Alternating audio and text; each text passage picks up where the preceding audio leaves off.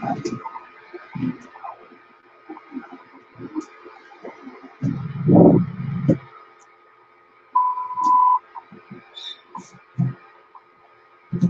everyone, welcome to this Google Hangout. Yes, we're gonna start in about a minute or two as we get going. Google Hangout.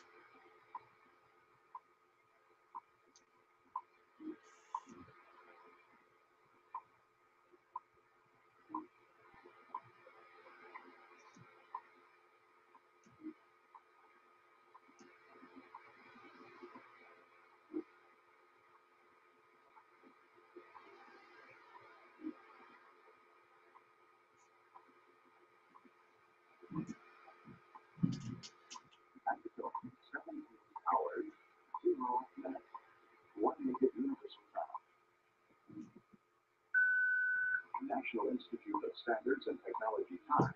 This is radio station. So it's 1700 hours UTC. Welcome to this Wednesday, 1700 hours Google Hangout, broadcast live on the internet. So if you are around your computer and your radio, this is live, and we're working on a schedule. Maybe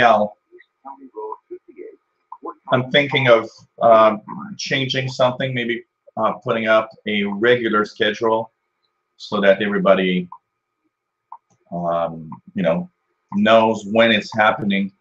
I was thinking of doing, hangouts at different times, and after thinking about it, what's not good about that idea is that a lot of you don't really know when the hangouts happen. So I'm thinking of a hangout that will be happening like every 2 weeks, and it's just gonna be a revolving schedule of a Wednesday and a Saturday evening or something like that. Maybe a Sunday evening, I don't know. So with unannounced hangouts in between somewhere, radio listening. I've been enjoying tuning hangouts where I just tune the bands and see what we listen to. So welcome to this Wednesday afternoon, North America, Montreal time. It's 1 p.m. here, so we're early afternoon. 1700 hours UTC, so it's evening and early evening in Europe, midday in North America. And so today we're going to talk about a few subjects, including radio clubs, writing to stations, all the news and forums and blogs we get on the internet, where we get news, where we can actually meet and see other people, because let's face it, radio is a solitary hobby. So what happens is a lot of what's happening in radio happens in your home alone, nobody else, and that's why I actually do hangouts. So welcome to the hangout. Several ways you can interact. There's a questions and answer on the hangout where you can actually write. I think you need to be a Google Plus member to ask a question, but I'm not sure actually. And you can send me an email at officialshortwaveradio@gmail.com. officialshortwaveradio@gmail.com. So welcome to everyone. Scott and 5XTC in Texas watching. John in Winnipeg also watching. Really cool. And I see that the counter is at 44, so there are other people watching. Let me know you are here, and just either write a comment on my shortwave channel or officialshortwaveradio@gmail.com, or the questions and answer on the Google Plus page or something like that. I'm also thinking of having a kind of a second link, I was watching a website where we can actually get like a live chat going with everybody. That would require only you guys to subscribe, free, of course. And once you have your subscription there, you can, you know, I would point to where's the chat room, and we can have everything together. Greetings for Germany. Which antenna do you use? That is what I'm coming to right now. So greetings from Montreal. Welcome to the Hangout. I was really busy for the last hour just before the Hangout because we're having kind of a bad weather here. And the bad weather is really with high winds and rain and all of that stuff today here. And, you know, and we have like 20, 30 minutes where, whoops, sunshine and everything's fine. And then, poof, we get this rainstorm again. And it's basically a great day for radio listening because of the rain and the bad weather. It's rather gray outside. So in the past hour, what I've been doing, I've been outside with wires and my drill, a hammer, and basically decided an hour and a half before the Hangout to change the positioning of my CB with the 102 inch. Because we are mid-afternoon, I know that today the tuning I'm going to do is going to be in the high frequencies. So I thought that the 102 inch CB whip might be actually a good antenna for this afternoon's radio listening. So what I did is it was quite low, and actually when the antenna was itself lower than the metallic shed where it's hooked on, I took a long piece of wood that I have here, and basically higher the antenna higher. So it's, I would say about from where it was, maybe 3 feet higher than it was. So it's completely in the clear now on the top, instead of part of it being below the metallic shed, which isn't the ideal thing. So today's antenna is the 102 inch CB whip. And I think it's going to be okay. As long as this interference goes away. Now, this is one thing that is interesting also for me. This has been intermittent for the past month and a half. It gets this really strong interference, stays there for sometimes 5 minutes, sometimes more. I don't know where it comes from. And then it goes away and I'm back in the clear. So something from a neighbor is actually making a lot of interference. Very, very strong buzzing. So hopefully it's going to go away. It wasn't there when I started the Hangout.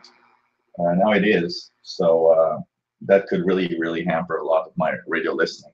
And it's really strong, pretty much all over the bands. Tapers off a little bit at 28 megahertz. Very strong at 20 megahertz. It seems to peak around 20 megahertz.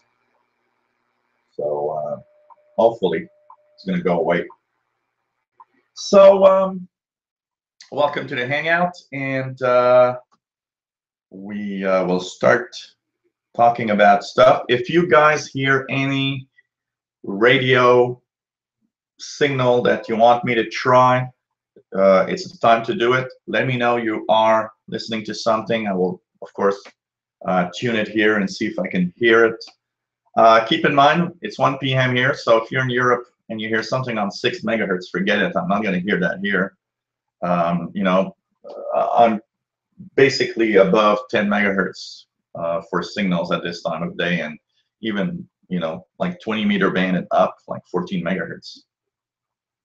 When I started, you've seen that WWV, that you don't hear because of the noise, was on 25 megahertz. It's been there pretty much all the time in the past past month. So it's really cool. And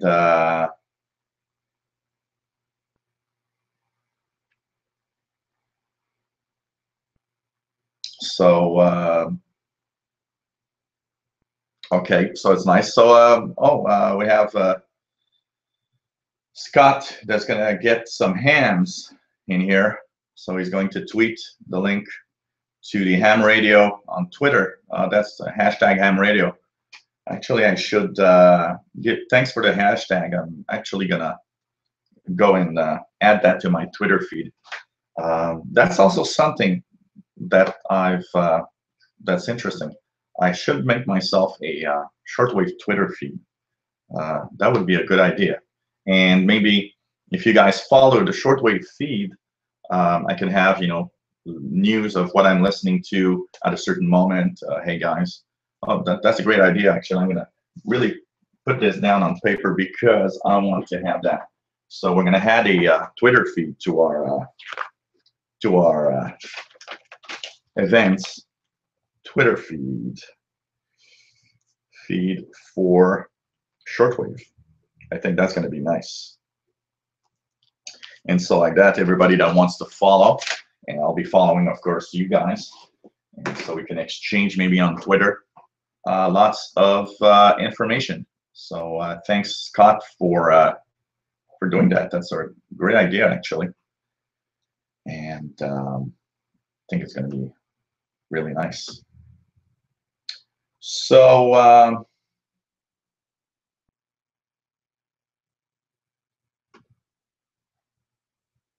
really cool. So if you want to let me know you're listening, official shortwave radio at gmail.com, and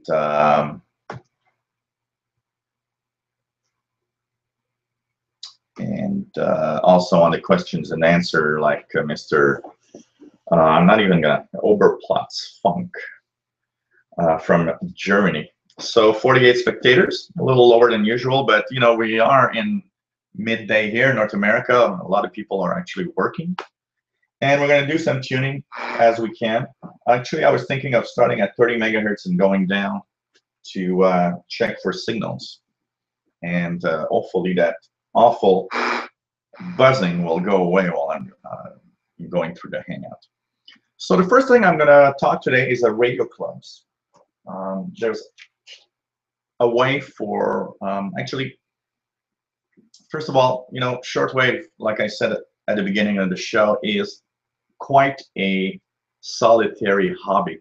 And what happens is, before the internet, finding other shortwave listeners was kind of a difficult task. So what happened is we had radio clubs that were built, and basically what they would do is you know, try to have stations, shortwave stations, and their mailbag program, you know, let everybody know that they existed so that they could join. And finally, so lots of radio clubs existed. A lot of them are gone. The internet actually has changed a lot the dynamic of radio listening and radio clubs. You know, the internet wasn't there when I started radio listening, so having a radio club was a really neat idea, because you would join another gang that loves what you actually do, and you don't feel alone. So radio clubs still exist, though. There's a lot of them, even though some deceased because of the internet. That is true.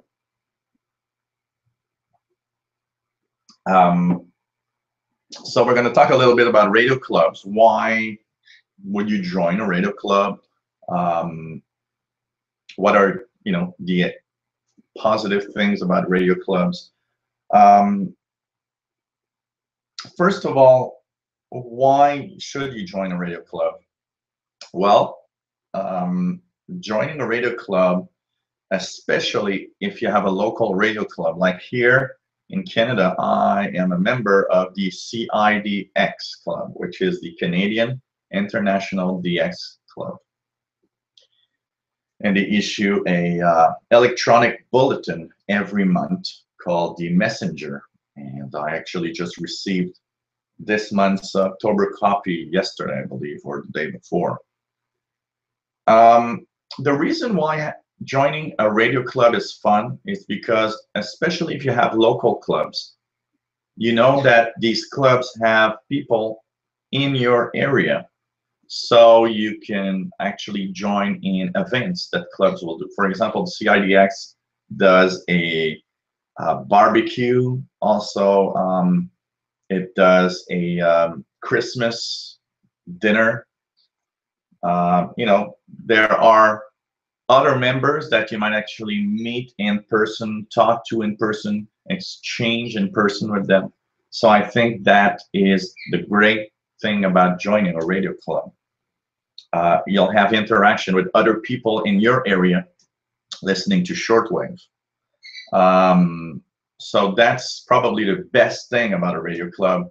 Most of the radio clubs issue a bulletin. Usually it's a monthly bulletin with all sorts of news of events coming up. Any information, especially for newbies, a radio club bulletin often has you know, a beginner's corner that explains how things work. They usually have all sorts of you know, information about amateur radio, about different aspects of radio, because shortwave radio is such a diversified hobby that there's a lot of stuff that you can actually listen to. So joining a club is actually a great idea. Most clubs will charge a small fee for membership. Some have a printed bulletin. For example, the Messenger here in from CIDX was a printed bulletin before, and they changed to a electronic bulletin for two reasons. They could lower the fee that you had to pay. The annual fee went down to, I think, it's $10, which is pretty cheap, compared to a fee that was maybe like $30 before, because they had to pay for the printed matter that costs more and more. So that is something that a lot of clubs have decided that they wanted to go into a electronic format for that reason. Thank God the noise just got away. Also, a radio club is, you know, a great way to have exchanges with other people, learning about other people. And I think as a solitary hobby, it's a great way to feel, not feel alone as much from before. So how do you get in touch with a radio club? That is probably a little more complicated, but the internet makes it easier today. I was looking through the internet for clubs and club listings. Problem is that most club listings that I've seen are kind of outdated. The websites don't work. Things are not actually really great. So the best thing that you might want to do is probably look for a radio club in your country. Now, there's a good chance, you know, not every country has radio clubs. Some countries don't have radio clubs, and you might, if you don't have one in your country, might want to actually be a member of, you know, a club in another country. I was once member of 3 or 4 different clubs, including one in the United States, one in Germany. And even if you're not in that part of the world, it's still a great way to, you know, interact and have their club bulletin.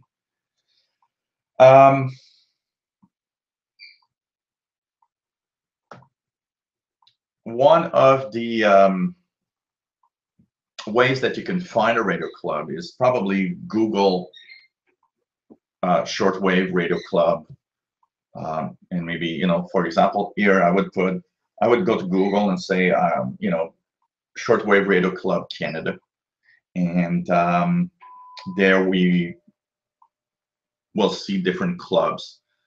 Here in Canada, I'm aware of the CIDX, which is the Canadian International DX Club, and I am also aware of the Ontario DX Association, ODXA, that has actually a nice web page. If you type ODXA in Google, you'll come to the Ontario DX Association, and pretty much all of their columns, monthly columns, are available free on the internet, which is a great idea. If you want to become a member of the CIDX Club,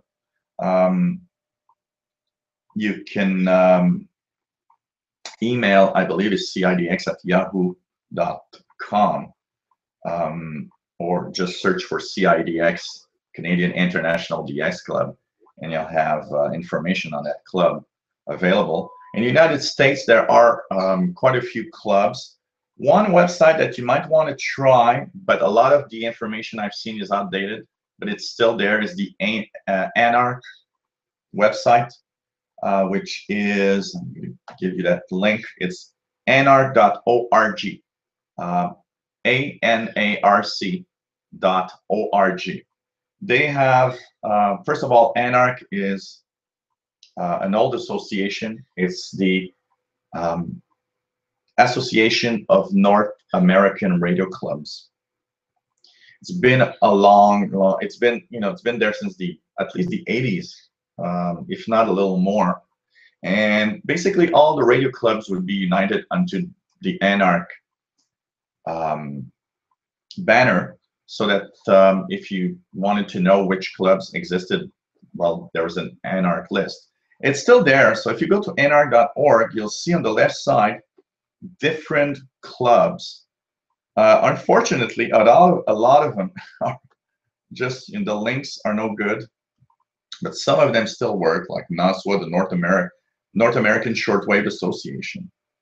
You could go there also, NASWA, which is a great club, and they actually have what is called the Winter SWL Fest, or the Winter Shortwave Festival, that usually happens in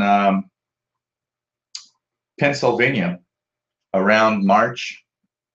So that's also a great place.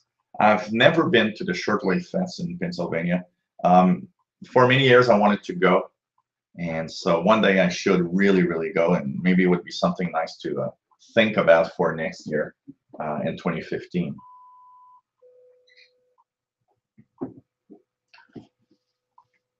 So take a look, try to find maybe a shortwave club in your area. One great idea, why not maybe try to build your own shortwave club? I mean, shortwave clubs are built by listeners that just wanted to have other listeners and meet people. So if you're kind of a social guy, I'm a very social guy. I'm the kind of guy that's always somewhere, and got tons of friends that we go to events, and I'm a very social guy, and that's why I'm making these hangouts probably. So why not think about maybe creating one yourself, creating some kind of structure. If you live in a country where there's no clubs, but there's other people listening to shortwave, I think making a hangout, making a club, making a whatever for local people in your area might be a great idea. I know places like Japan, India are very active in radio, and they have these radio clubs, and they seem to really thrive and be there. So why not try all of those? And like I said, it could be a great idea and a fun project to try to build your own little radio club. So it's really cool. Really, really cool.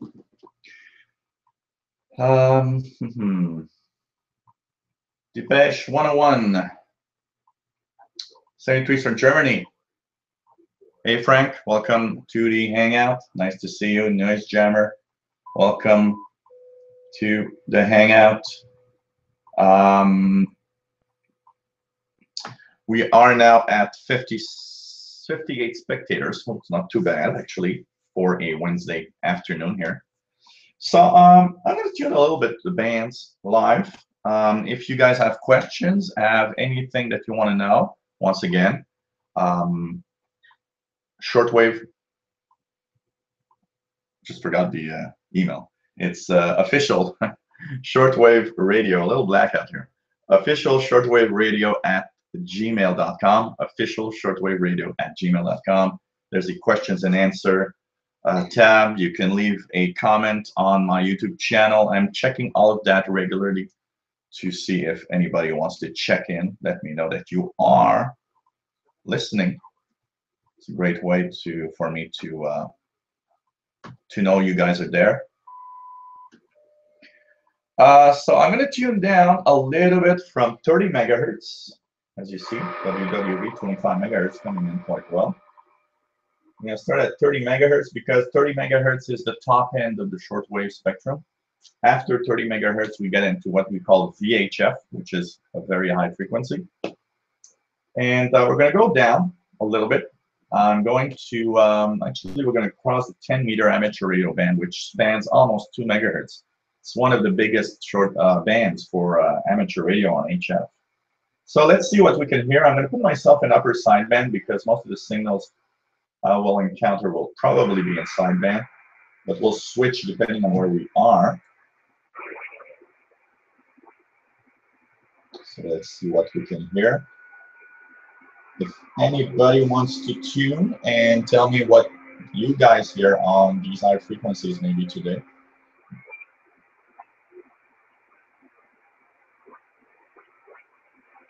So here I'm going to switch a little bit. 29.7 is the start of the amateur radio band's top end, and that is in FM mode. So we're going to go in FM.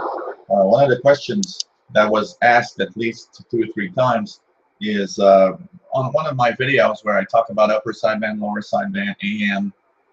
Someone said, is there FM on shortwave? So this is one part of the shortwave spectrum where FM is actually present. FM is from about 29,300 to 29,700 on the 10-meter amateur band. So that's probably your best, one of the best bet to receive any signals in FM mode. The top part, 29.6, oh, it's like 29,500 to 29,700. You have FM repeaters, like on the 2-meter amateur VHF band. And here we go. There's an FM signal.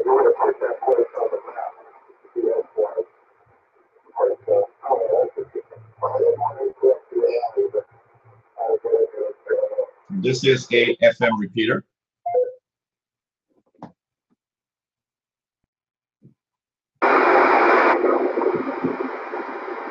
Let's just put this squelch here so that I can at least have peace of mind. So this is one example of an FM repeater.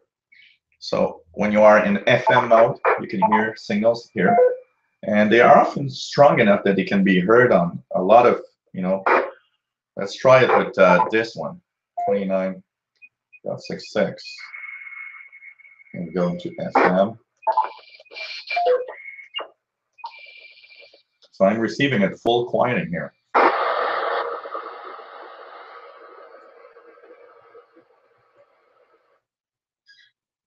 So this is a great example. There we go.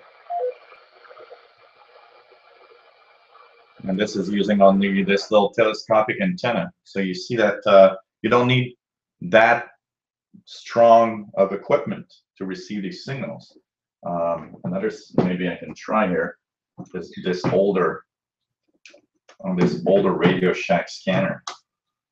If I go and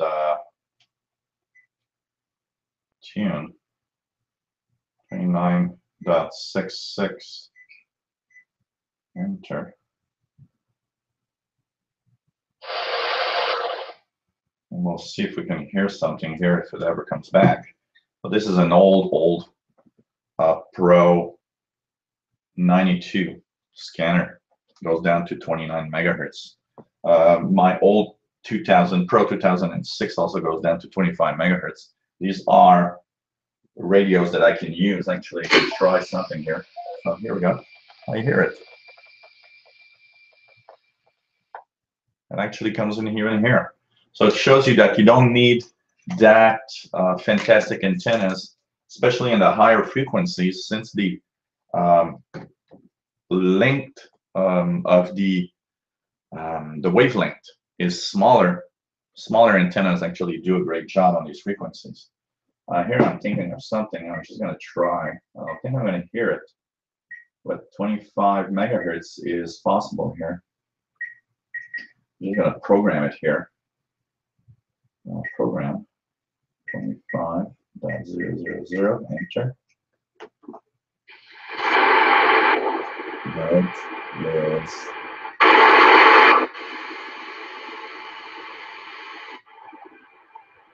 I don't hear it, but I'm sure one day I'll hear WWV in my Pro 2006. So FM mode is on the top bands. As you heard, signals are there. You just get on one of those frequencies and tune around. It's a little quiet now, but sometimes you got real great conversations. I remember winter time. I don't know if it's still on the air. There was one on 29.66 actually. There was the Virgin Islands repeater. A repeater, for those that don't know what it is basically a receiver and a transmitter that is on a frequency to extend the communications range. So these are very popular in the VHF amateur radio bands because when you speak from one point to the other, usually repeaters are there to extend because in VHF it's line of sight.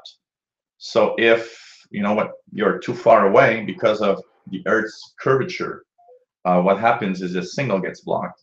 So you use a repeater in the middle so that someone that is out of range of another person can at least talk together through this system, to this repeater. And repeaters are often put very high on top of mountains or very tall buildings so that they extend the range to the maximum range. And they are usually very strong, so they really make it far away. So there's FM repeaters also on the 10-meter band. I'd say below 29,500, you sometimes hear FM enthusiasts that will talk in what we call simplex, which is simply, communicating direct from,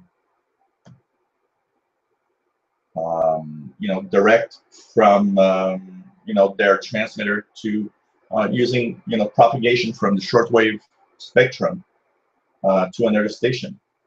And I often hear, actually, there's a local AM here in Montreal that is often on the air around 29,300, 350. I hear him very, very often trying to get contacts on FM.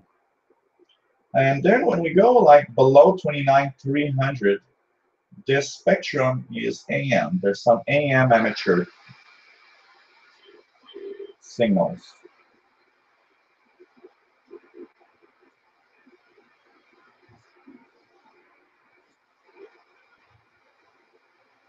Maybe we'll try to tune a little bit on the beginning. So from 29 to 29.200 to 50, you'll hear AM modes. Hey, Paul, PD1 PME, amateur radio, that just joined the Hangout. Hi, and welcome to the Hangout. Paul is from the Netherlands. So thanks for showing up to the Hangout. It's really cool to see that you are here. We also have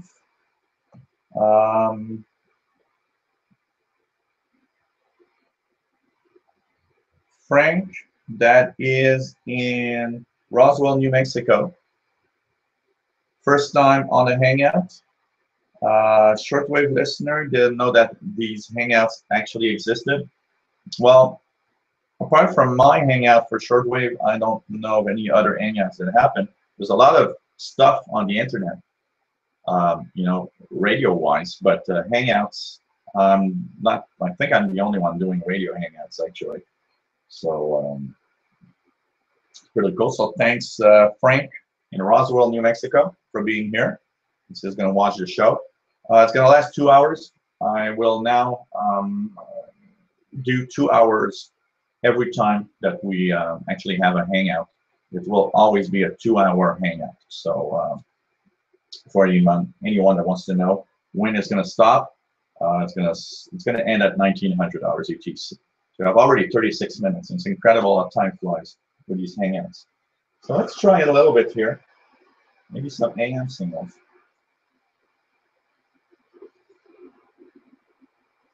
There's a lot of AMers that love to use that mode on the amateur HF bands. And one of the reasons why the AM mode is popular is because it has such a richness in the sound. And a lot of hands actually love that mode.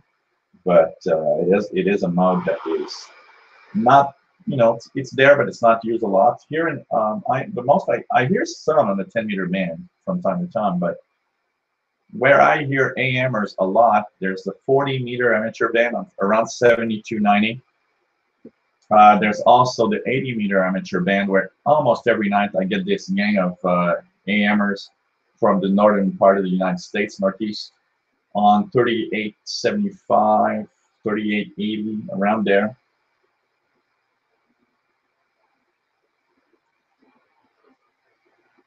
Nothing much right now, so oh, here's one.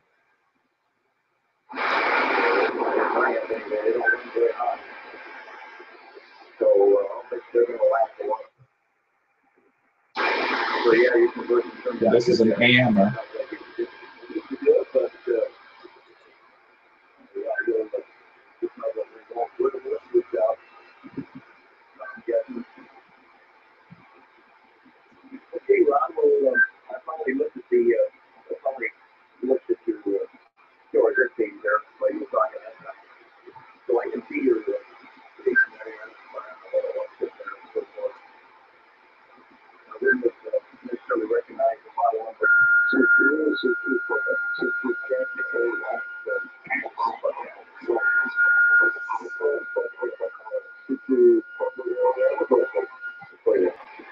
Maybe just calling CQ over somebody else.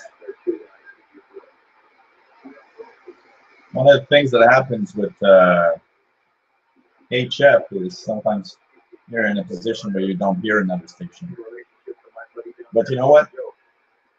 One thing of etiquette that this guy didn't follow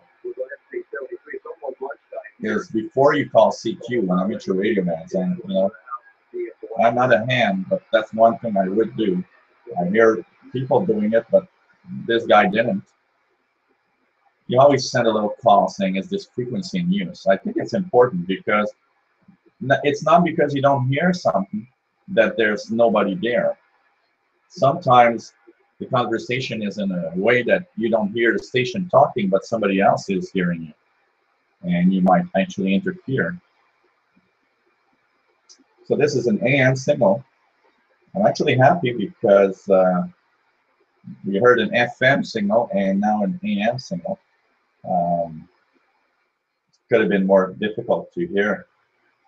So that's on the 29 megahertz. So you see that propagation is actually good on the high frequencies because we have propagation on 29 megahertz, which is really, really nice. So quite cool. And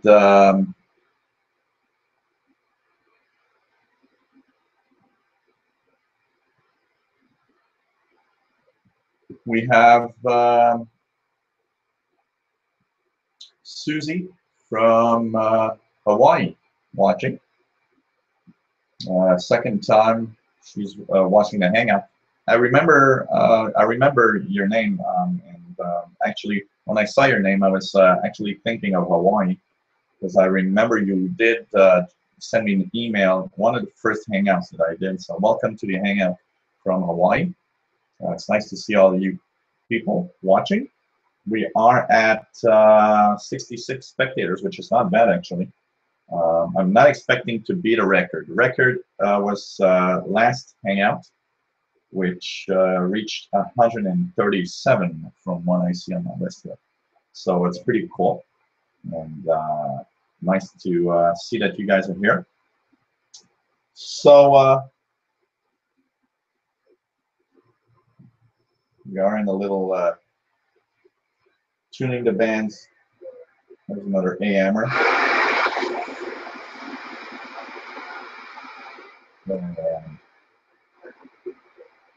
That's kind of fun. If you have all these modes, FM, AM. I remember on my Kenwood R5000, I had FM, and I would go to the 29 megahertz 10-meter band to listen to FM stations. You know, it's nice to see all these modes and different amateur radios that love different modes and different ways of communicating, which is always cool. I'm going to repeat the ways you can join in and let me know you are watching. On the Hangout, there's a questions and answer on the Google Plus Hangout page where you can actually say hello, like our friend here from Germany. There's email, officialshortwaveradio@gmail.com. And of course, you can leave a comment on the channel and the YouTube channel, and I'll be able to see. But if you're not a Google member, you cannot leave a comment. So by just sending an email at officialshortwaveradio@gmail.com, if you are not a member of any, you know, Google or Gmail or anything, at least you can at least send me an email. Let me know you are watching. It's always fun to know who is there. We're going to go into the tuning up to 28 megahertz of the amateur band, and then we're going to continue our discussion on. I'll have actually a little bit of news here, and before we go back to clubs and information on the shortwave blogs on the internet and so on. I think that's a great aspect of radio listening, trying to find other people, and this is actually one way. Having this Google Hangout is one way of reaching other listening radio friends. And actually, what is fun here is also the fact that even though this is a listening party, if we could say so, lots of amateur radio operators are actually joining in the fun and love the videos. So it's really cool to see that even though you are an amateur radio operator, you can still join in and be part of the listening. And actually, I heard somewhere somebody say a great AM radio operator is someone that listens more than he talks. And that is probably true. So below 29 megahertz. There we go. Nice weather you're having. NAJDO W7ID. W7ID. Let's check where he is. If I want to know where an amateur radio operator is, I go to the QRZ.com website where you have all the call signs. You can join, it's free of charge. So, 7 ID. In Caldwell, Idaho. So, with a nice little picture of his ham shack here. Nice to see all of these radios. I also like QRZ.com for that. You can see the radios and the shacks of everyone. So we will now, I'm going to check something here. That's okay. We'll tune up to 28 megahertz. So from 28 to 29, it's in general upper sideband. I'm going to check for some AM stations, see where propagation brings us. Really nice to see my noise floor at 0 here on the 10-meter band. If it was like, would be like that on all of the shortwave bands, man, that would be cool.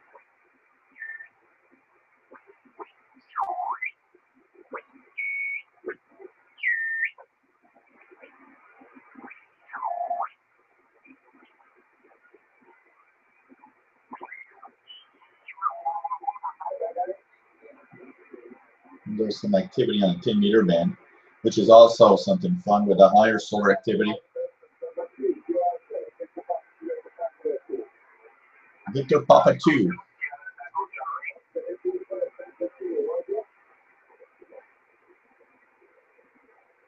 Victor Papa 2 is from, I think, the Caribbean. It is...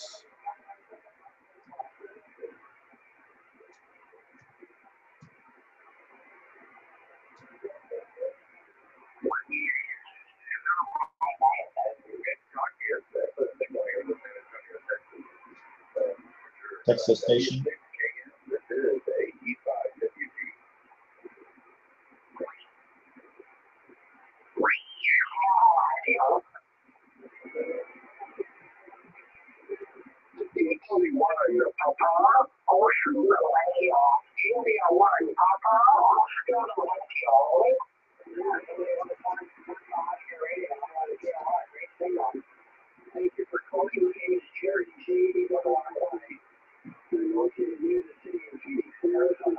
Phoenix, Arizona. Roger, Jared. Good morning.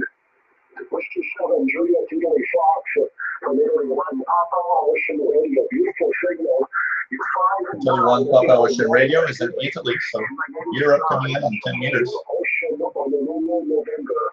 So good to you all. The West Coast coming forward. Your band is wide open. Back to you, Jerry.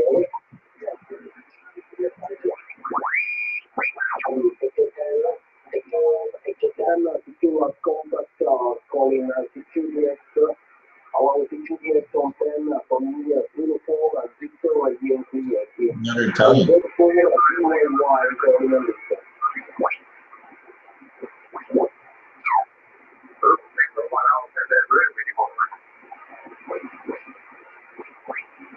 I find 10 meters one of the best, one of the most fun amateur radio bands to listen to.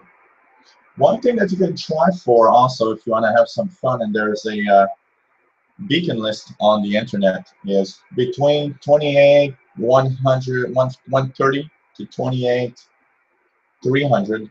There's a bunch of very low power CW beacons. They are there to actually show you from what part of the world propagation is working. There's one here that's very weak. I'm trying to see if there's other ones. There we go.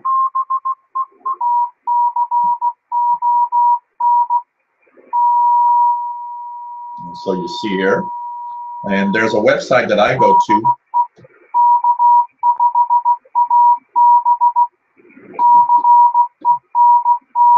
That is 10 meter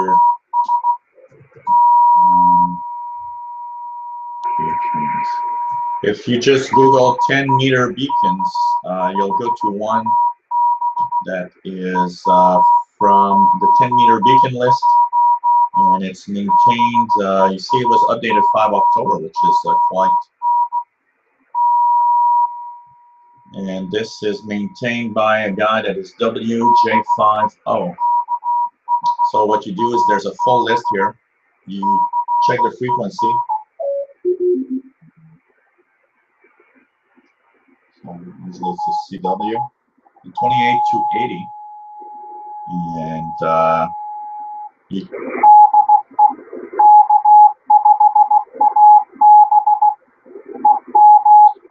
K5AB. I believe.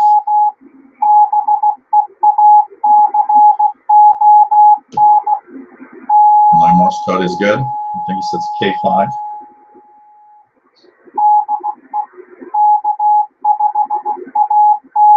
Yep, K5AB. So brushing up on my Morse code here. And it's a great way to learn Morse code also, because you have to learn you know, the call letters of these beacons, and they're all in Morse code. So this is a great way to actually brush up on you know, listening to Morse code a little bit. And if you just, you know, Google a chart, Morse code, for example, and you'll get a list of, you know, the Morse code signals. So these are great because these are very low powered. So you hear these stations from different parts of the world, and I actually hear often European beacons. This one's from, it's K5AB, it's from Goldthwaite, Texas. And it's a 20-watt beacon, and it's fed into a vertical. So you're hearing a 20-watt signal from Texas, actually, which is quite amazing. So there's a lot of them here that you can listen to, actually.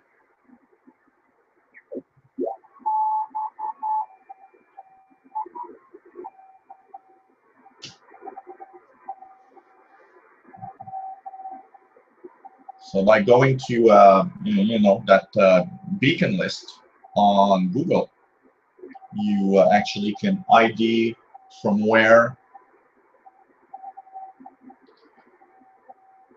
Mark in New York watching. Hey Mark, welcome to the Hangout. And he's got a question for the beacons, actually.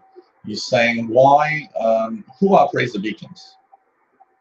And so, well, it's not complicated. These beacons are operated by amateur radio operators that think it's a great idea to have its own beacon to, you know, give an idea of propagation. The beacons are there for propagation purposes, nothing else. So they put up these beacons. For example, the first beacon I heard was from Texas. So you know that 10-meter band is open to Texas. So if so, for some reason you're trying to reach the south of the United States from my location, Montreal, Canada, then by trying beacons that are in that general area, you know if it's possible or not before you even try to contact somebody from that area. So that's why beacons exist. So lots of beacons. Why not try that and try to listen to those beacons on your radio? And once again, you don't need that, you know, bigger radio. I'll give you an idea here. We're going to pick up one of my portables, and we're going to check if we can hear one of them on a portable. So let me bring out my good old Grundig G5 here and extend its antenna. The first beacon I heard was on 28280. Let's try it out, see if you hear something.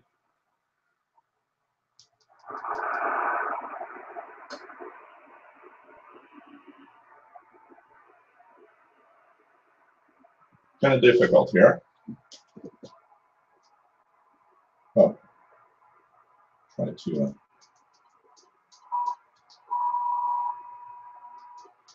These are harder to get on a portable, as we see here. So just the antenna here might help a little bit.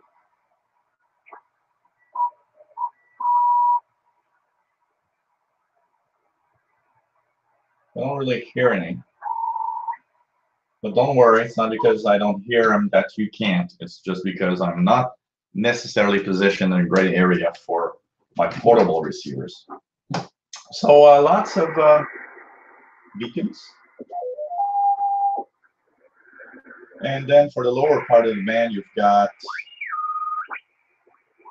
digital signals, radio teletype, JT65 signals here.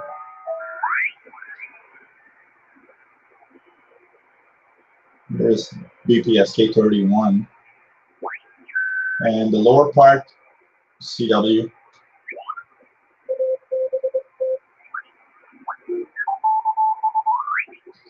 One question that I'm going to answer also, a lot of people are telling me they couldn't understand why AM radio operators still use Morse code.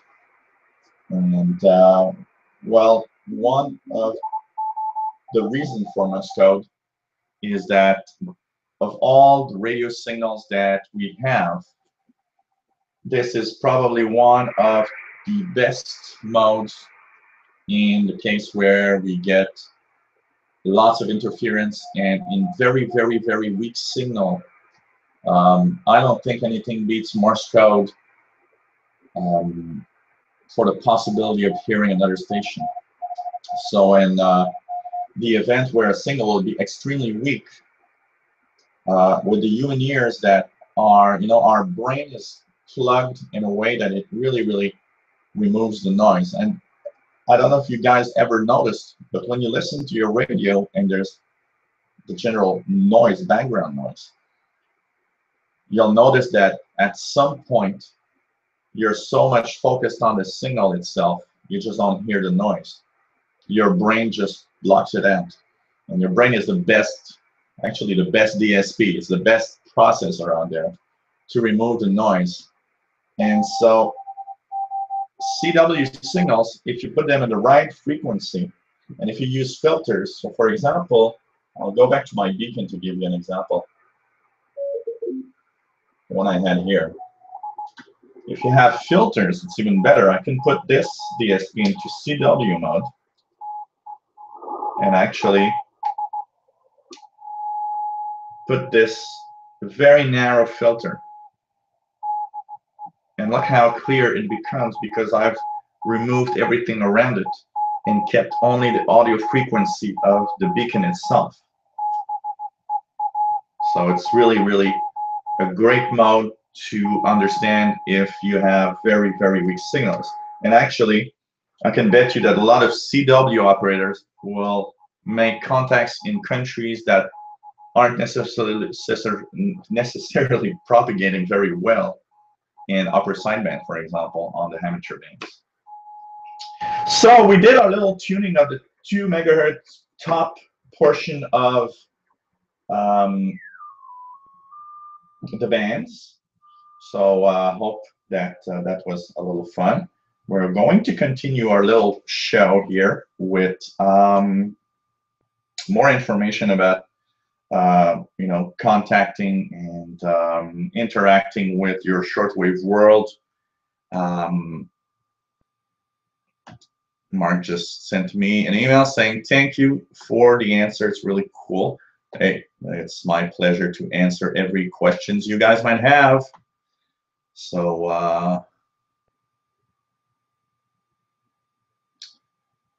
hi 8.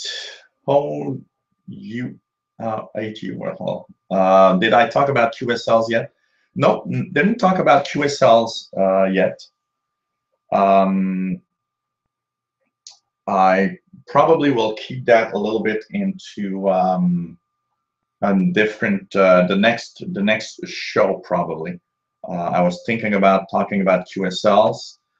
We are already halfway through our Google Hangout, so I won't have time to maybe get all of the subjects. What I do is all the subjects that I have written down for a Hangout, if we don't have time, I keep them and we'll continue on the next Hangout with what was left, for example, and stuff like that. So we can talk about everything.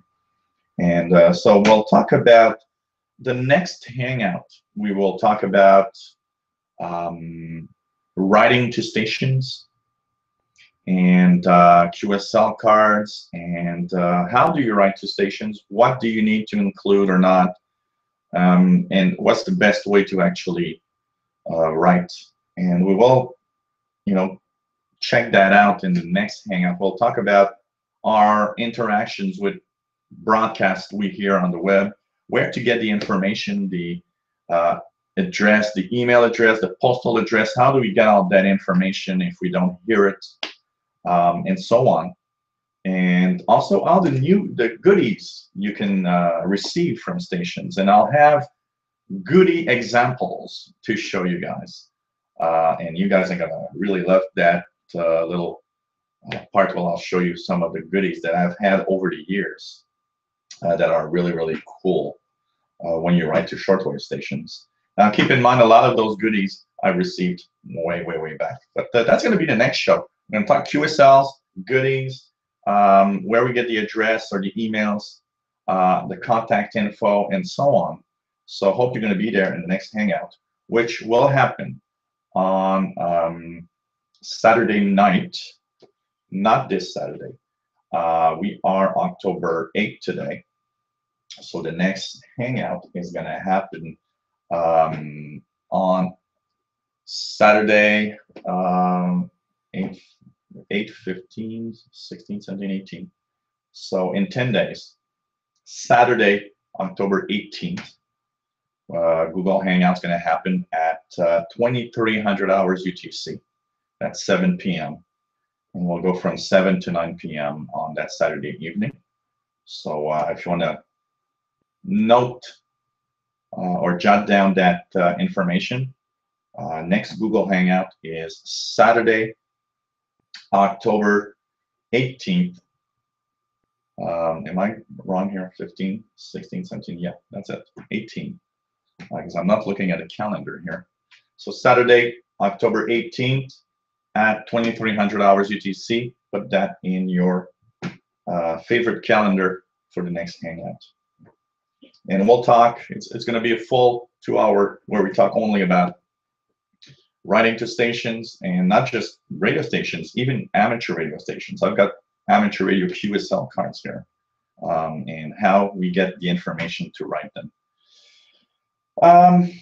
So we talked about radio clubs. I want to give out, before we continue our show, 2 items in news that I have about shortwave. The first item is Radio Exterior de España. In one of the Hangouts, and also in a video that I made, we're talking about October 1st. And Radio Exterior de España, if you noticed, is still on the air. That's because they weren't exactly sure when the cuts are going to happen, and now we know. We know that Radio Exterior de España is leaving shortwave officially October 15th. So we have 7 more days until next Wednesday. I don't know if the 15th is the last day of transmission or if it's the first day where they're not there, but apparently October 15th is where they're disappearing from shortwave. Apparently from what I hear, is all Radio Exterior de España programs are going to be off, meaning that there's no more Spanish, no more of anything from Spain on shortwave after October the 15th. Unfortunately, so that's really bad. We still have 7 days, so if you guys haven't done so, I did it myself. Why not write them a little email or send them a little letter saying that it's really unfortunate and you find it just so bad that, and so sad that they're actually leaving the shortwave bands. I think that's important to let them know. Second item of news is a voice from the past that is back on shortwave, and that is really nice. Radio Ukraine International is actually back every day on shortwave thanks to WRMI. So if you want to listen to Radio Ukraine English language in North America, and I suspect that signal probably makes it to Europe also, 11580 at 2330 UTC. And that is from the Okeechobee, Florida WRMI transmitter site. They have 30 minutes of Radio Ukraine International. So if you want to get back into Radio Ukraine, if you miss them, I sure missed them when they left. And with everything happening in Ukraine right now, I think listening to your Radio Ukraine is, for news and, of what's happening in that part of the world. The news, the biggest problem with the news, we have local news, and that's why I love shortwave. Notice how we talk about a lot of other stuff right now, and that Ukraine just got like somewhere else, and it's just not as important. It doesn't mean that nothing is happening. It just means, that some other news has taken place. So Radio Ukraine International 11580 at 2330 UTC. Why not give it a try? Heard them the other day. I made a video actually on the channel, and they give out a good signal here in Montreal. So that's pretty cool to hear them back. Thanks to WRMI. I hope WRMI does more than that. I would like to have more relays from them, especially with such a big, such a big antenna farm from WYFR. I think that's cool. So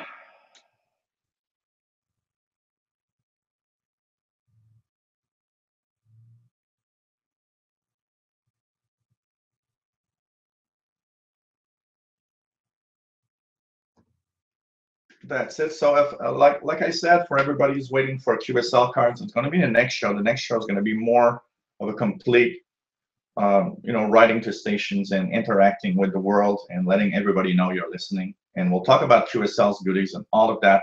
Next show is going to be the best time for that. Okay. Now that we talk about radio clubs, today we are in the world of the internet. And so, sorry for my buzzing phone here.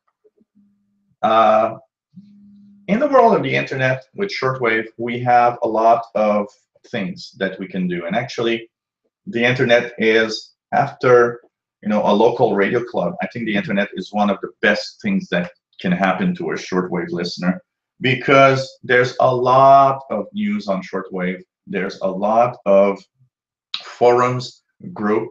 One of the things that you guys have seen is that you've reached me and you've reached this YouTube channel that I have about radio, about shortwave. And so this is an example of where we can meet. Now, I have these hangouts, and we have, of course, these moments where everybody comes together on the hangout and talks, interacts with me, and I interact with you guys. So it's pretty cool for that. And so this is a great way to see that other people are actually listening or watching, or they're here. Hey, Mr. David in Barcelona, welcome to the Google Hangout. And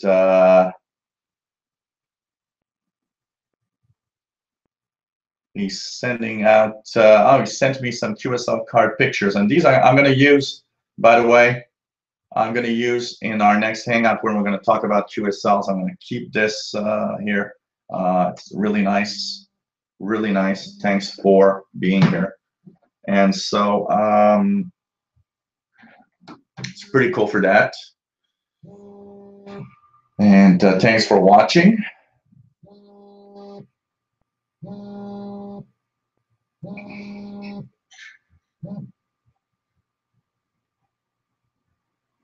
Oh, thanks for the info. I didn't know that. Also, David saying that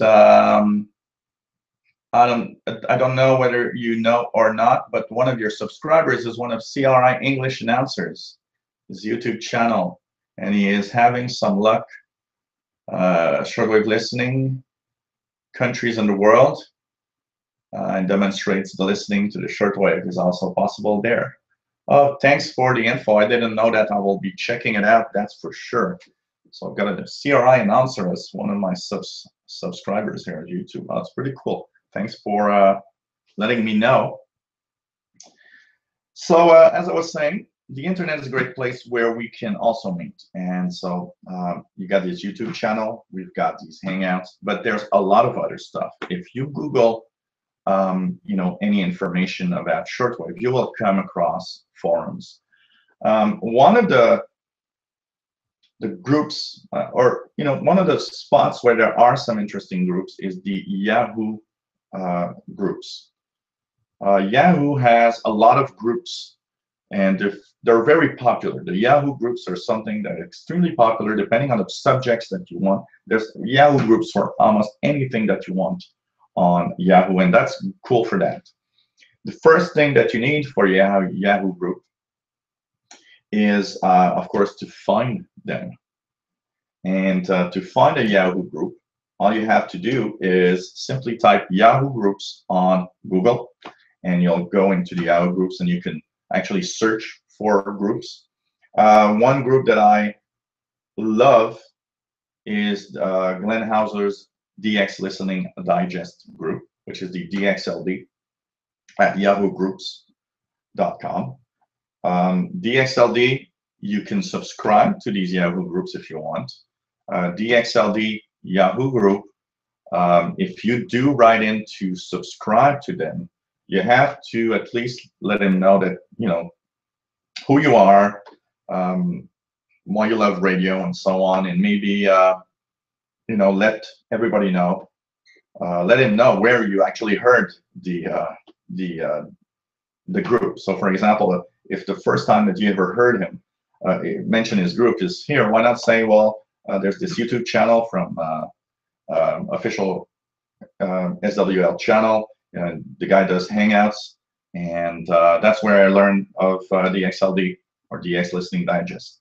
What's interesting on the DX Listening Digest is you have news of pretty much everything's happening daily. So a lot of people, some post logs of what they heard during the day, some, including Glenn Hauser himself, will put logs of stations that he hears at his location. You will have access to an extensive database of files and information on shortwave. You also have access to the latest World of Radio show. Glenn always posts when the shows are up on podcasts. You have access to something that I like a lot, that is the DX Listening Digest, and that's where the name comes from, which is a news bulletin that he you know, puts up every few weeks, every week or two, and that has basically a resume of what happened in the shortwave world by country in the past few weeks, and if anybody, you know, was hearing something unusual or have comments that are unusual, you know, post them. You've often posted some of the stuff that I actually put on his DXLD group. Another group that I like a lot, HF Monitors. HF Monitors is a active listener, a Yahoo group, and HF Monitors requires, as a kind of a little requirement, one of the requirements, they're not, you know, very, very strict on it, but one of the requirements when you join HF Monitors is the fact that they want you to post at least once a month some shortwave information of some sort. You know, it's a way to keep the group active. It's really, really nice to see that. So hopefully, you know, you can go there and ask to be, of course, a member. Like every Yahoo groups and every groups that you might join, you'll have to, you know, talk about yourself, let them know what radio you are using, and that you listen to shortwave and so on, where you're located. At least a minimum, or else they probably won't accept you in their groups. They don't want to have only watchers, if you want to, even though a Yahoo group, you know, DXLD is an example, the DX Listening Digest group, probably 98% of the people never post, but they're still joining because they want to have the information. There's the UDXF, the Utility DX list on Yahoo group. If you love utility signals, weather facts, and so on, mysterious utility signals of all sorts, it's a great group for that, because people there tend to post a lot on utility signals, unusual shortwave signals. So these are all interesting groups, and they keep you up to date with all the information of what's happening. So I think these are great spots to go to. You can also, you know, just go to different pages, Google everything about shortwave radio, and you'll come across so many websites that have lots of information. If you like pirate activity, HF Underground is one of the best spots for pirates. If you like to listen to pirates, I love listening to pirates, by the way. Pirate activity, when there's something on, I love listening to that. Well, you know, HF Underground, remember that name if you Google it. You can become a member, but they do require a little more than just hi, I love pirates. They want you to, you know, they want to make sure that you go there and that you will participate into the discussions. And it's cool because the HF Underground website, when you hear pirates and you can ID, maybe they're too weak. What's cool about the this website is that you'll have the logins and you'll know what you probably could hear. So HF Underground is a great spot. Glenn Hauser's worldofradio.com website is a great spot because there you will have his podcasts. He has a 30-minute podcast every week talking about shortwave. And it's a very interesting show. And he also has the schedules of the airings of World of Radio on shortwave. So it's pretty cool for that. And of course, there's a ton of websites on shortwave. And you know what? People say shortwave is dead. Well, every day, every week, every month, we get new websites on shortwave, the shortwave hobby. So, you know, shortwave isn't dead. There's still a lot of stuff out there. Look at my channel. Look at what I'm doing. I think shortwave isn't dead. And those of us that are maybe a little more technical about shortwave, well, we want to help everyone get into the hobby and see that there are signals. Just in the first tuning here, there were some signals. And so there are a lot of stuff to listen to, not only international broadcasts.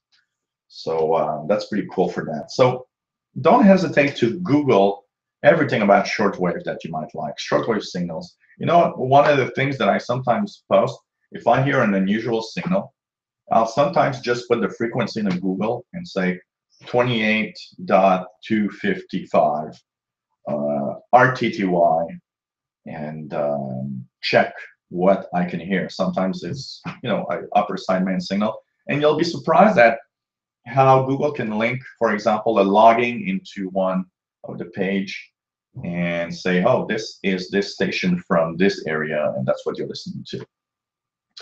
And of course, radio clubs that we were talking about earlier, most of them have a presence on the web, so that's where you can actually check out the information. So, you know, these groups have interaction. You can, the Yahoo groups that I like a lot, you know, people like you and me that love radio and that interact and share our information together. So it's pretty cool. These are great places to actually meet up.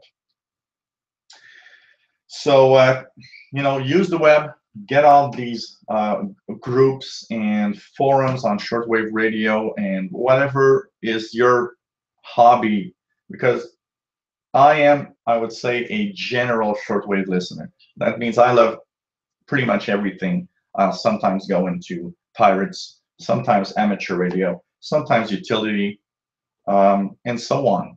But some specialize. Some people like utility signals more. Some people like listening to pirates only.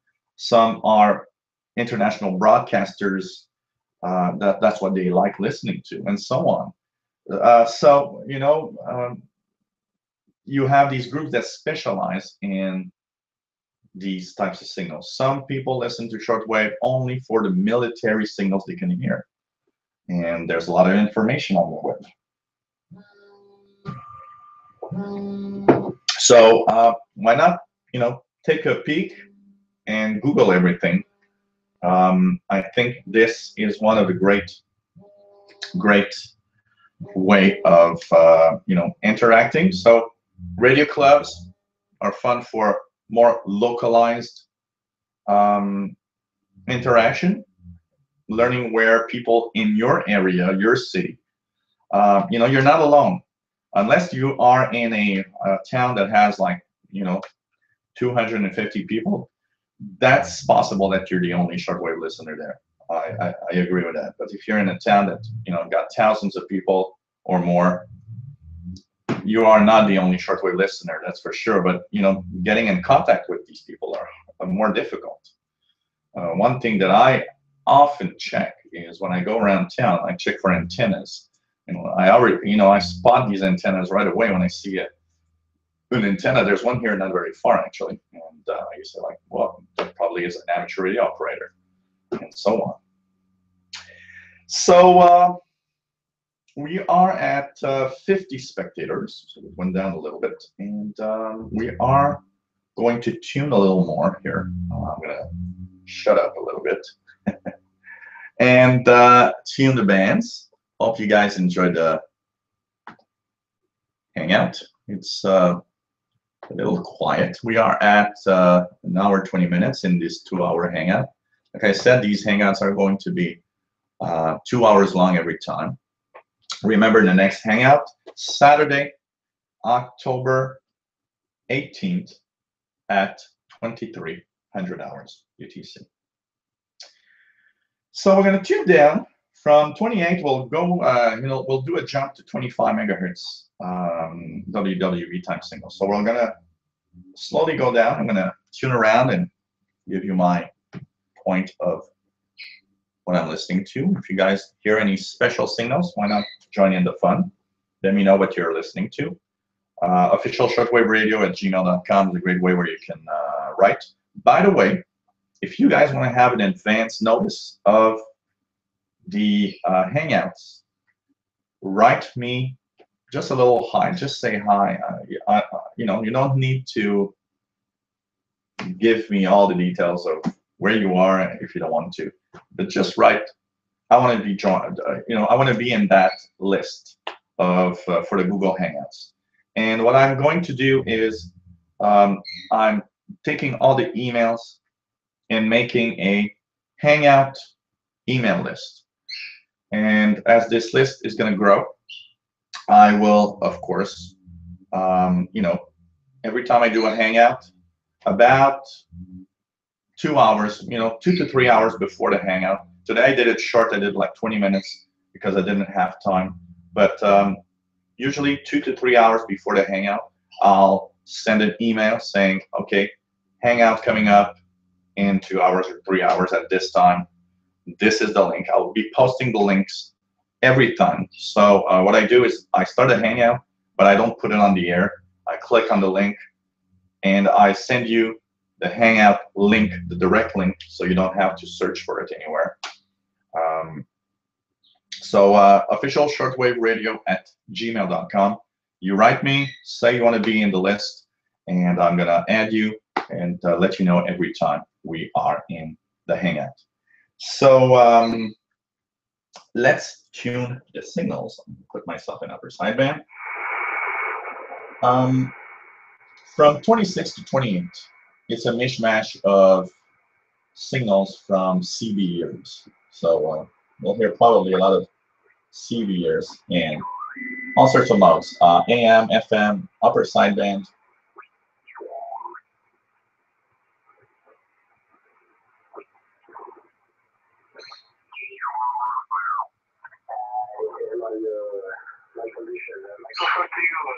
Yeah. These are what we call out-of-band CBers. They aren't supposed to be there. Benoit from Montreal, another Montrealer. Nice to see that you are listening and watching the Hangout.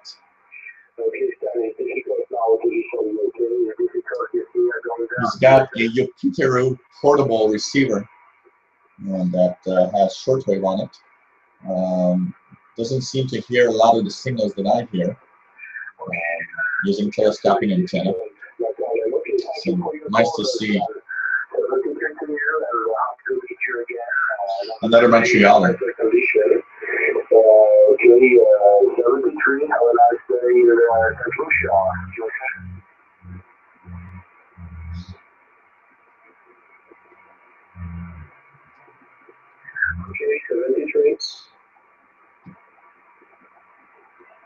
So lots of CBers making contacts around the world on these frequencies.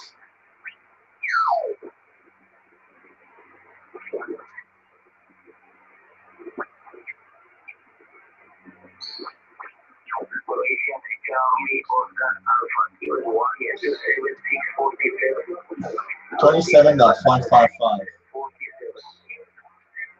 27.555 is an international calling, CBR calling frequency. People will go here, call, and then QSY or go to another frequency.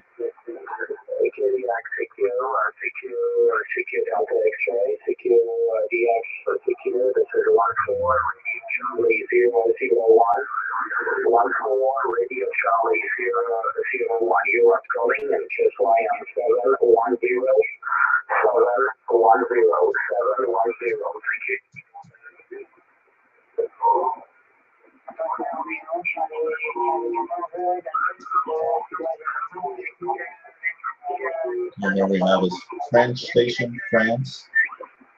So there's lots of activity.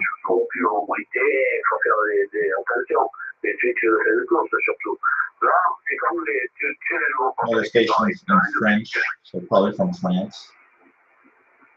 The official CB band.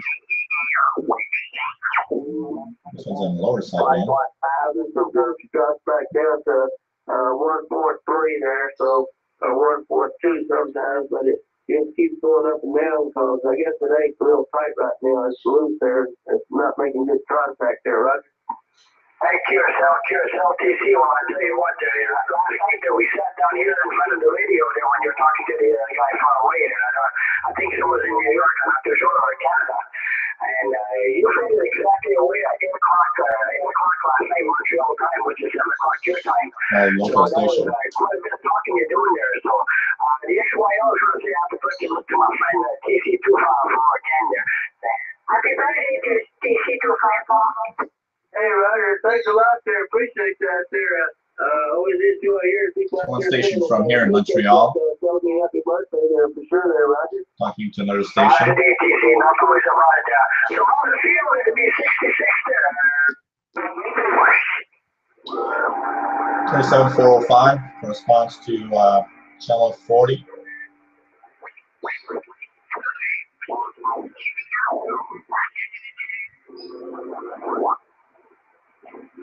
Lots of activity on these bands.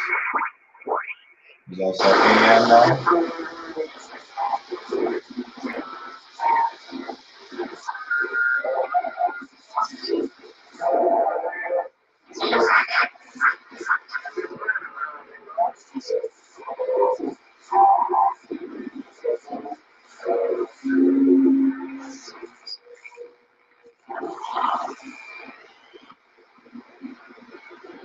At 26965 channel 1 CB. And go back into upper segment here.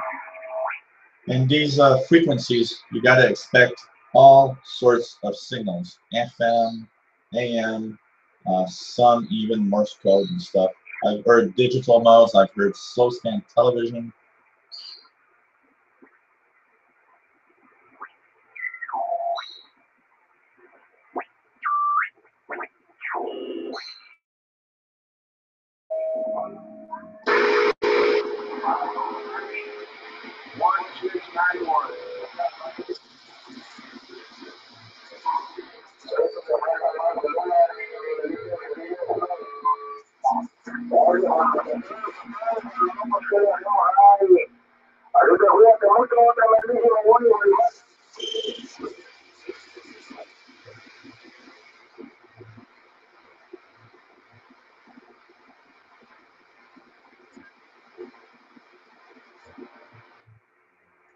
Some of them go right into these frequencies.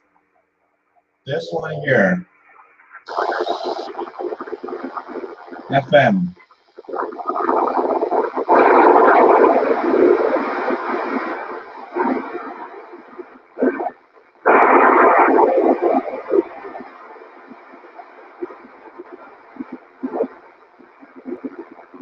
It's a little weak, but from about 25 750 to 26.200.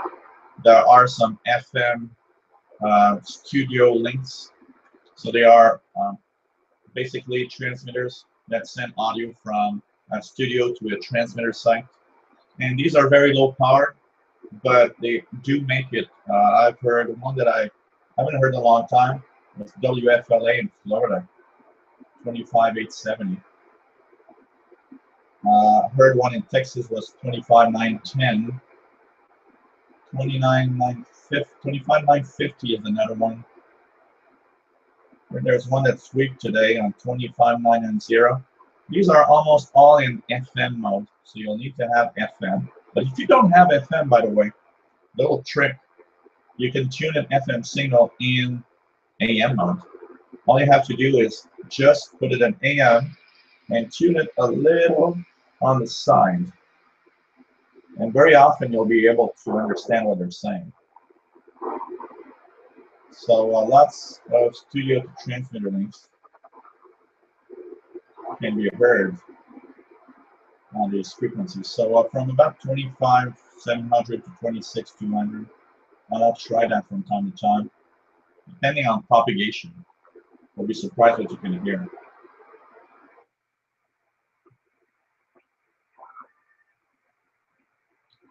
And we'll go down to 25 megahertz. Nothing much here.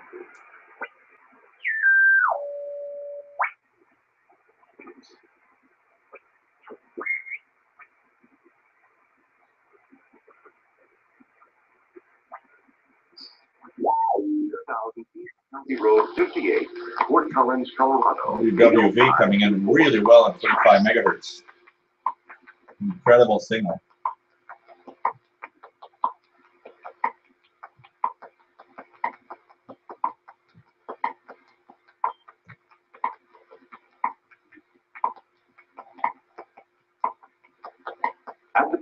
So thanks, Paul. Yep, I will put you on the mailing list. Don't worry. Everybody actually that writes me an email is going to be on the list for the Google Hangouts.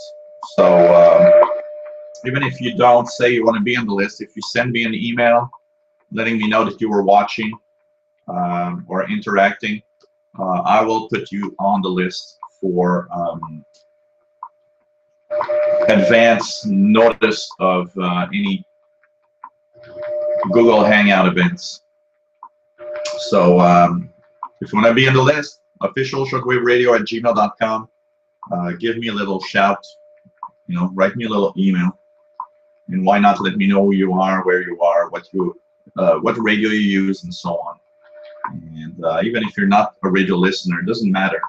If you just enjoy watching these hangouts, it's quite fun. So WWV 25 megahertz are really, really nice. Hours, 32 minutes. Coordinated. So we got half an hour left. We're going to talk about the last subject I'm going to talk about for today, and we're going to do a little more tuning, is a type of show that might be interesting to people that actually listen to shortwave. And these were and are still today for me some of the fun shows to listen to. First of all, there are what we call DX shows. DX shows are programs on shortwave that talk about radio and that have loggings and so on. Examples: World of Radio, which is a radio show that is aired on different frequencies, different times. Go to the worldofradio.com website, and you have the full list of its broadcasts. I know, for example, today, I believe, there's an airing at 2100 UTC on WBCQ 7490. 30 minutes of shortwave news. You've got also the Australian DX report that is available on different frequencies. So if you go and just Google shortwave radio shows, and you'll have different shows show up. There's Alan Wiener International. What's something like Alan Wiener Worldwide or something like that, which is radio-related show. There's also mailbag shows that are fun, because mailbag shows typically talk, read listener mail from around the world. Cuba is an example. They have their listener mail. It's I'm not sure, either Sunday or Monday evening. Voice of Turkey has his listener show. Voice of Turkey also has a great, nice little DX show called the DX Corner, where they talk about loggings and information on different shortwave stations around the world.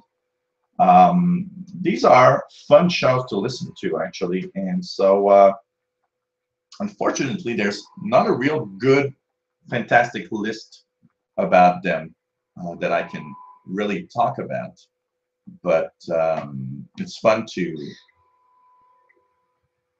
see that that some people actually listen to the shows and write letters. It's a great example of letter writing and how stations can actually interact, let you know.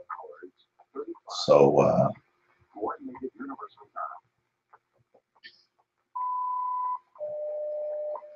it's really cool. So these are all types of radio shows that you can actually listen on shortwave, and different stations have different programs. Radio Romania has its listener mailbag. Spain had a listener mailbag, but they're going off the air, unfortunately, in a week. So, these are the kinds of programs that might be interesting to a shortwave listener also, and I actually like those a lot. So why not take a peek? I'm going to check here if there's anything I can find quickly. DX radio shows, shortwave. There used to be a very nice list. Let me check here. Radio related. If you go into a website, let's just check this. Okay. I remember watching a list somewhere.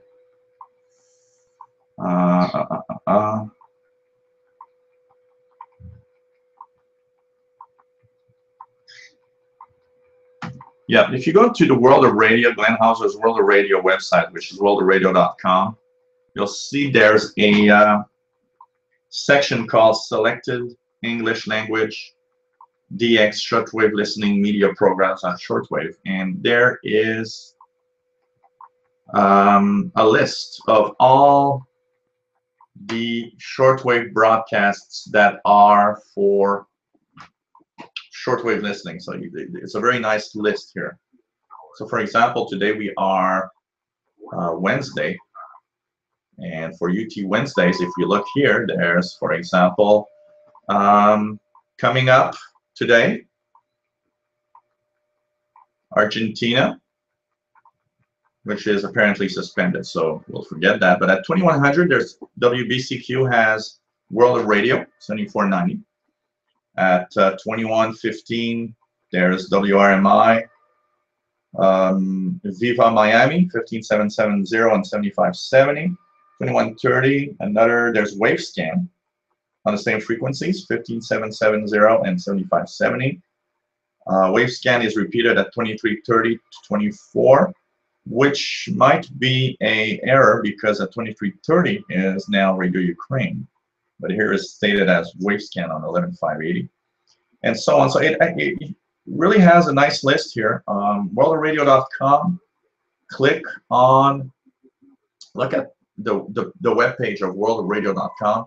Go down to DX SWL Media Programs, and you'll have a list. It's updated October 6th and compiled by Glenn Hauser, so it's probably very accurate if you want to have anything that is radio related, and there's broadcast pretty much every day. For example, yesterday, Tuesday, was the Xers Unlimited. I actually heard this one, the Xers Unlimited Harney Carl's DX program, which can be of interesting listening. And so why not take a peek at this nice list of stations,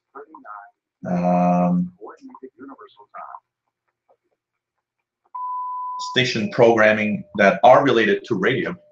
It's always really cool. And you know, there's something special. I actually can listen to the podcast of World Radio. I can go to worldradio.com and listen to the podcast. But I actually like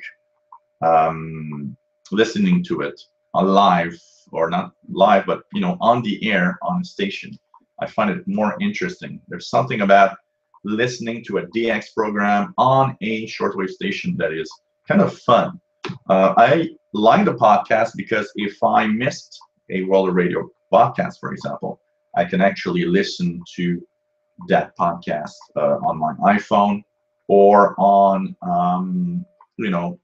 any device that I want to use to listen to what I missed. So lots of DX programs, and as you see, worldradio.com is a great website to kind of find all of that information that you might want, and you might enjoy listening to these programs. It's always fun to listen to a DX program. They often have lots of tips and news, and listener mailbag is always fun. I like to hear letters from people around the world that love shortwave listening like I do, and so on. So it's pretty cool. So why not take a peek and listen to that for this, learning more about shortwave and just enjoying shortwave even more. So for the next 20 minutes, we're going to talk a little bit, of different little things. Like I said, I'm going to repeat. Next show is about writing to stations, getting QSL cards, all sorts of goodies. How do you interact with stations? What you should do or not do. And I'll have great examples of things that you can receive and that I've received over the years. And I'm show up, QSL cards, and so on. So next show is a special show on the interaction we can have with what we hear on the radio via email, snail mail, and so on. Hope you're going to be there.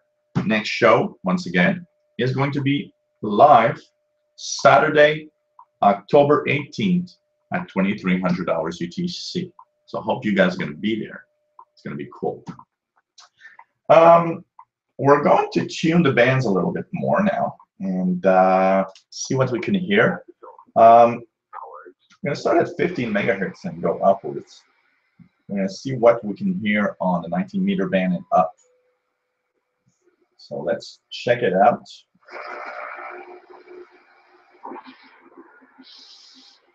This is DRM from Nigeria on 15120.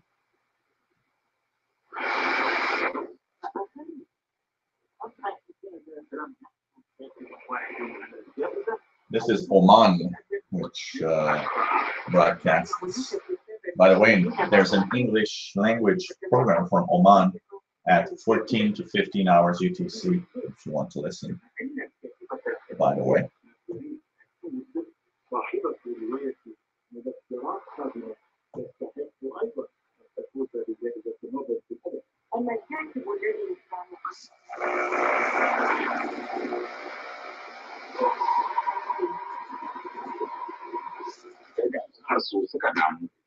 This is Deutsche Welle from Rwanda, really.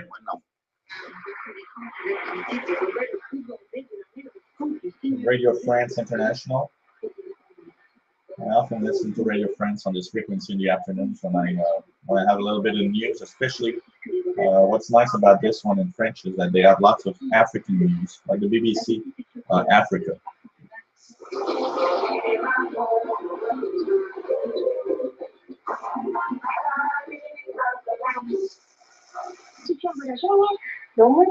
Go back here. So what this is, bring up a little list here of stations.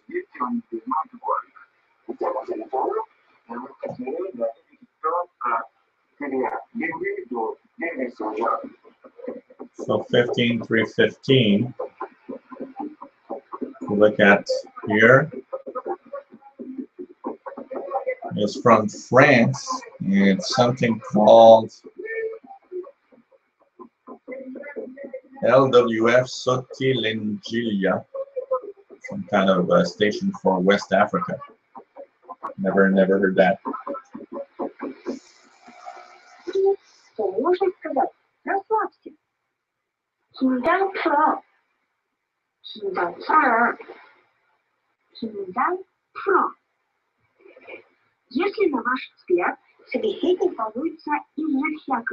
KBS World Radio from Great Britain.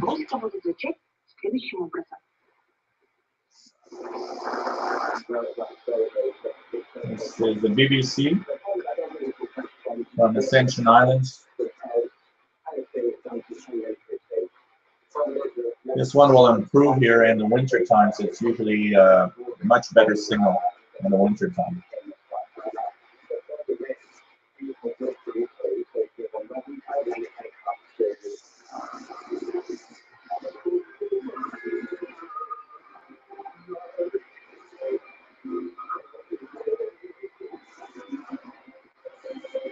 Radio Japan from Germany.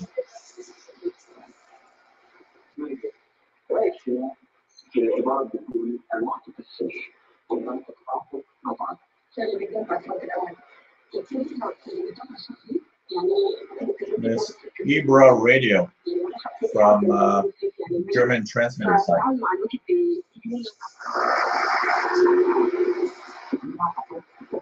This is WJHR from Milton, Florida.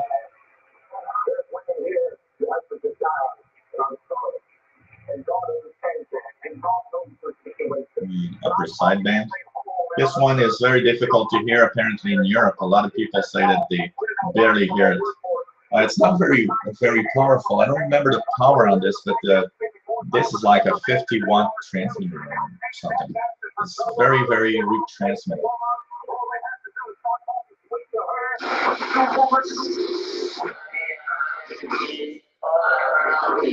This is Vatican Radio. They have their daily prayers in the afternoon right here.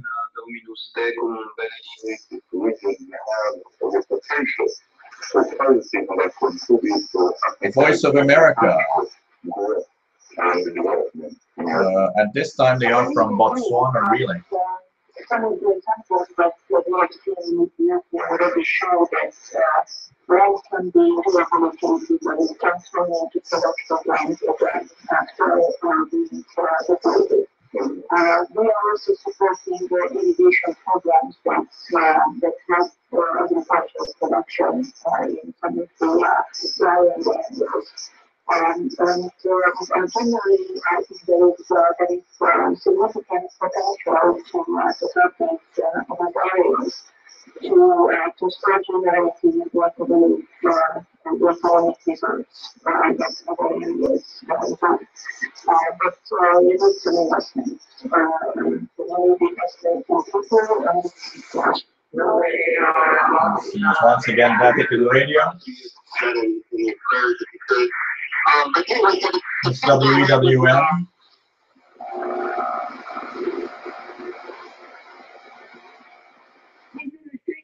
No, you're not. Overcomer Ministry from WRMI. We had no part with you. You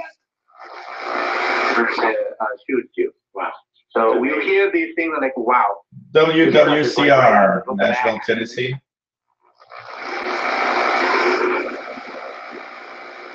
An upper sideband, go through, and we'll go to the 16-meter band.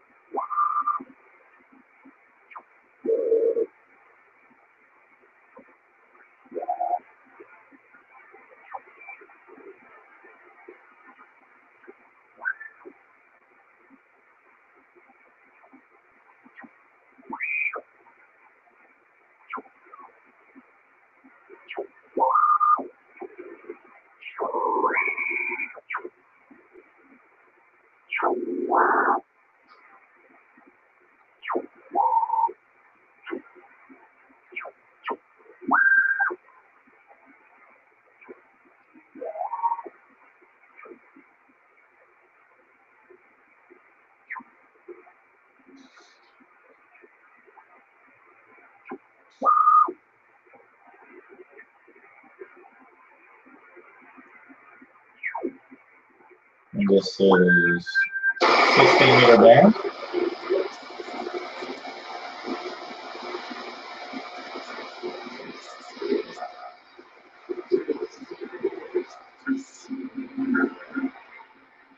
Very quiet band at 16-meter at this time.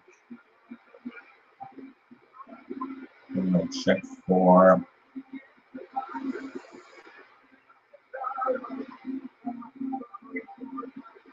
this is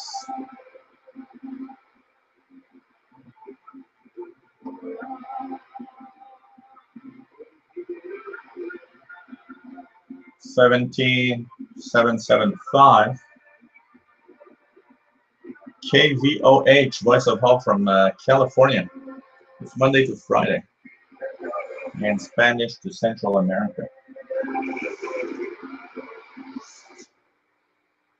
Jewish people who wanted to know the difference between Judaism and Christianity came willingly to hear what Paul had to say. Paul had a good standing with them. He used their scriptures to explain what the prophecies about. This is Radio Africa. And what he would do. Some Jews believed Paul's words. I believe this comes from Okeechobee, Florida. Final words to them were a quote from Isaiah chapter 6. Radio Exterior de España, that makes it quite well on this frequency every day.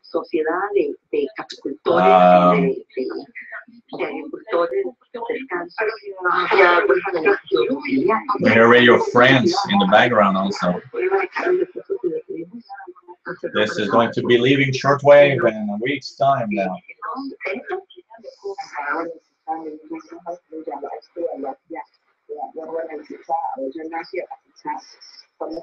Deutsche Welle from Madagascar relay.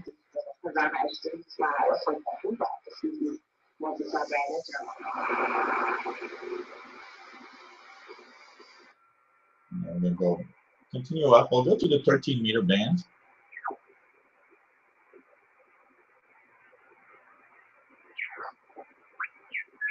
We are getting into the 17-meter amateur radio band.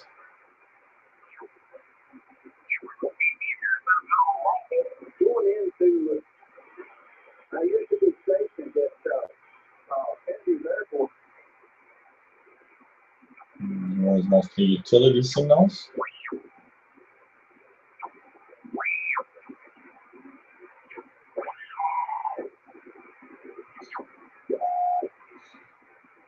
It is really stormy now outside, rain and everything. Great afternoon for radio listening.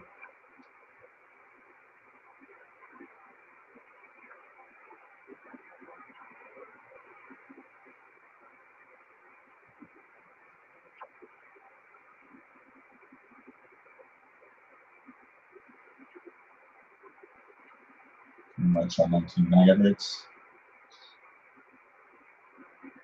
Remember in the 80s, there's just so many signals and digital signals of all sorts on these frequencies. Incredible.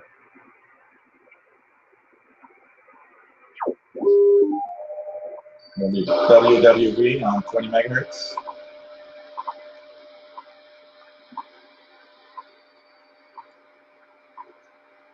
I'm not going to answer that phone.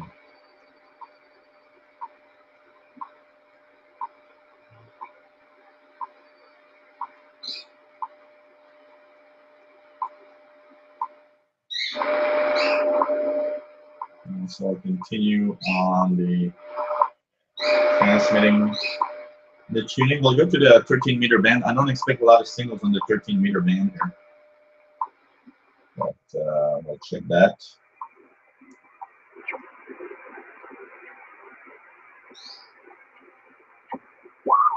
So you're wondering what is that little peep peep sound? It's my bird. I have a cockatiel that is quite happy.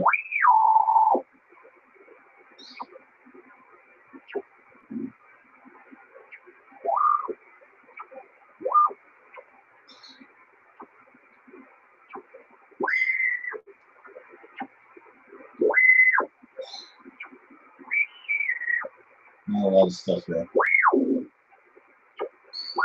Most of these whistles are from like my cable modem and my different computers and stuff. This is the 15-meter amateur radio band. Let's check for signals here.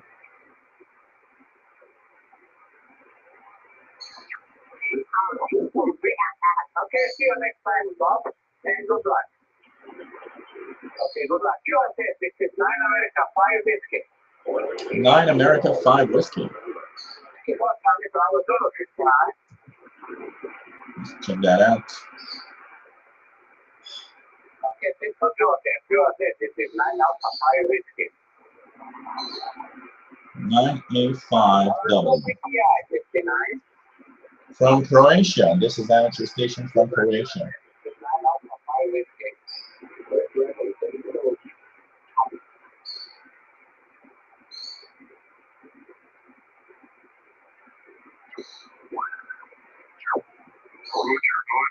Echo United, your 59 Missouri.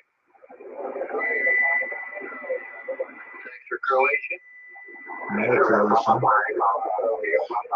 Echo India 6, India Lima Don, your 59 Missouri. Station in Missouri coming in quite well. Thank you for the report.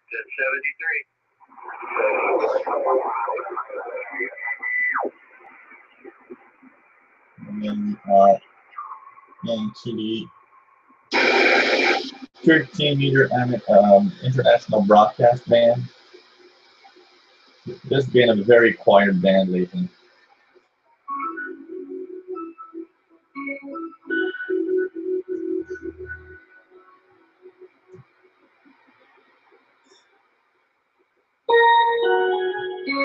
Radio Exterior de España coming in. They're actually just shutting down at 1900, so they're shutting down the frequency. So Europe was coming in.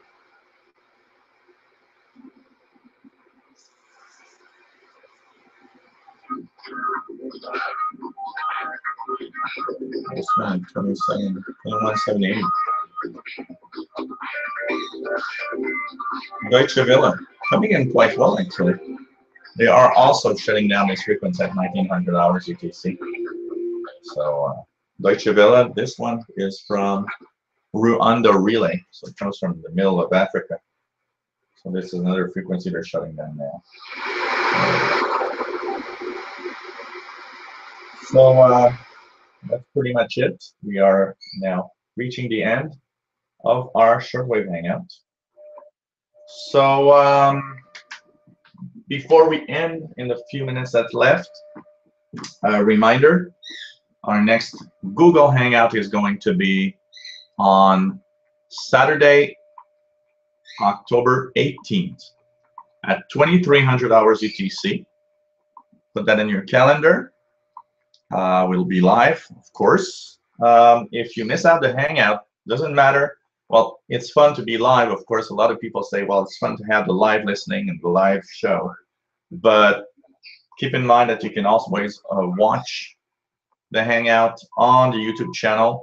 The video is available after I shut down. So you can listen to this Hangout later. You missed out something, you want to listen again to whatever we're saying today, the Hangout is available all the time on the YouTube channel, so why not take a peek there and listen to it.